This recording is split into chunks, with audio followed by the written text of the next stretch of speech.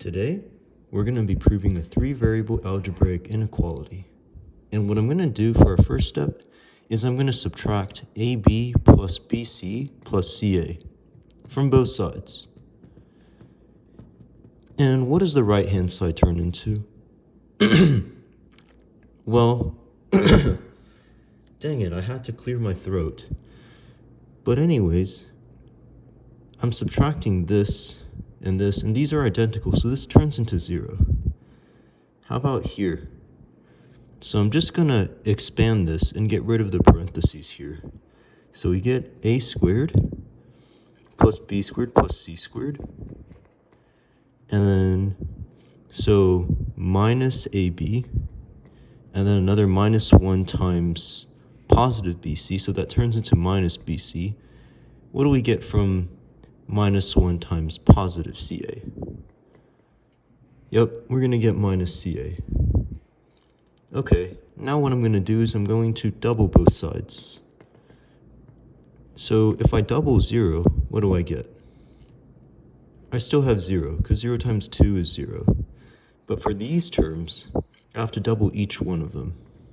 So this one would turn into 2a squared, and then we have plus 2b squared. How many c squared do we have? 2c squared, and then this turns into minus 2ab, minus 2bc, minus 2ca. And now we're going to try to factor this. I know it's kind of long, but we need to be a little clever here. So I'm going to rewrite this as a squared minus 2ab plus b squared plus b squared minus 2bc plus c squared plus c squared minus 2ca plus a squared. And don't forget the greater than or equal to 0 here. So let's double check that this expression is indeed the same as this. So how many a squares are in here? There are 2 a squares here, and 2 a squares in this expression as well, so those match. Do the b squares match? So 2b squares here, and we have 2b squares here, 2c squares there, c squares, so yes, and then the minus 2ab, minus 2bc, minus 2ca. Okay, so how do we factor this? Well, this is the same thing as a minus b squared. Why is this identical to this? Well, let's go ahead and expand a minus b squared. So squaring is the same thing as multiplying by itself, and we're just going to FOIL it.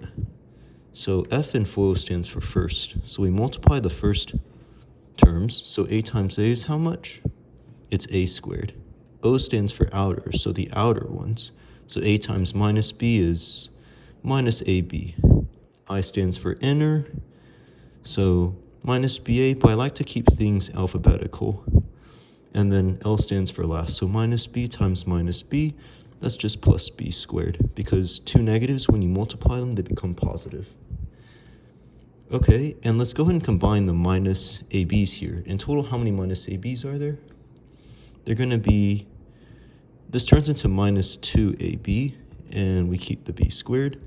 So that's why this is identical to this.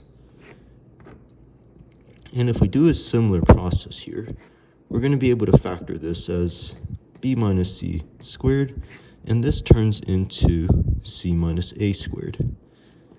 So proving this reduces to proving this.